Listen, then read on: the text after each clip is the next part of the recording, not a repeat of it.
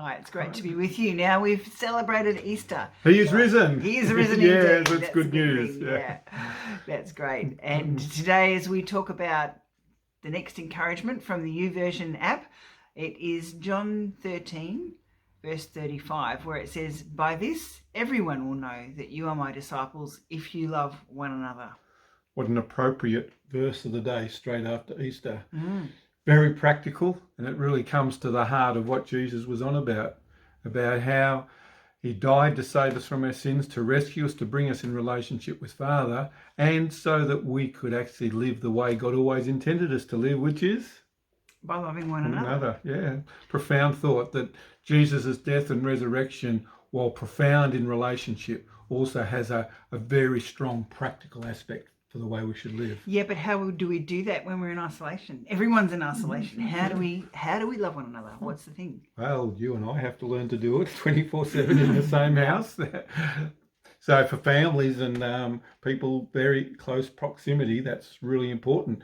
Often, the people who are the hardest to live with are sometimes the people who are closest to you, because you lose your personal space, and sometimes they can feel a bit like an enemy. So yeah, it can be a bit difficult at times. So yes, but I'm going the next step. It says, if you love one another, but how will people know that we are Jesus' disciples if we love one another? Well, I think ultimately it's very difficult when you're in isolation. That's what I'm saying. I get what you're talking about. But I think, all those things will show out and show up, not only in what we do in isolation, but actually as we come out of isolation, how we will have fared, and whether we become selfish, and some people do. We saw that in hoarding toilet paper and hoarding things. Things like this can bring out those sides to us. And so therefore, even if we're in isolation with our families, this gives us a chance to practice the very thing that Jesus is talking about here. And that then enables us, when we do eventually go into the community and we rub shoulders with our business partners or our business friends or people in the office or at school, then this gives us a chance to actually show that peace and that hope that we have in the way we are generous and open in our relationships with each other. So I think it has a very practical application in that point.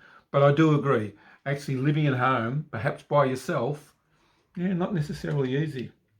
And yet we are having interactions online with people, and there is opportunity now to call people and have a chat, or write a letter, or do something, not our normal way of communicating by any means, but it would give an opportunity perhaps to show others about loving one another and What about connecting with people in your street, maybe with a letterbox drop or something, in ways that you never have before? Maybe it is connecting with someone on Facebook that you haven't connected or for a long time, and showing your love and your generosity and a bit of peace and a bit of patience for them at this time. So I think you're right. I think there are many ways in which we can connect with people, and I think that's the most important thing at this time, particularly those who in this moment will feel like they're disenfranchised, or they've got no one to connect with. They're on the fringes of our communities, and it's not easy for them to connect. What would it mean for us to take that extra bit of effort and reach out to them and include them into our set of relationships, even if it's not face to face? Yeah, interesting to think about. And also it's just occurred to me, just a little brainwave, that perhaps what we could be doing is planning a street party or something, so that as soon as it's over, or even before it's over, we can be letterbox dropping and letting people know that this is an idea. Maybe. So not having a street party before it finishes, no, but to prepare ready to have one for the moment when we can actually get back out into our streets. So what does an idea?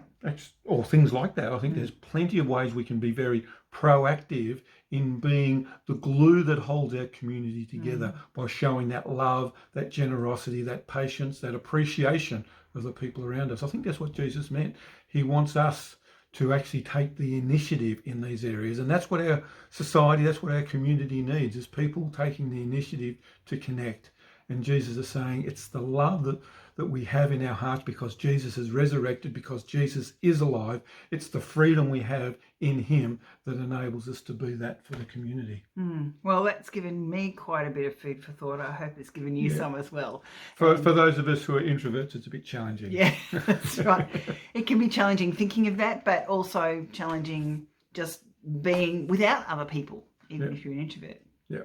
So may God bless you today, and think creatively about how you might be able to connect and show the love that God has for us to our neighbours. Okay, catch you later. Bye.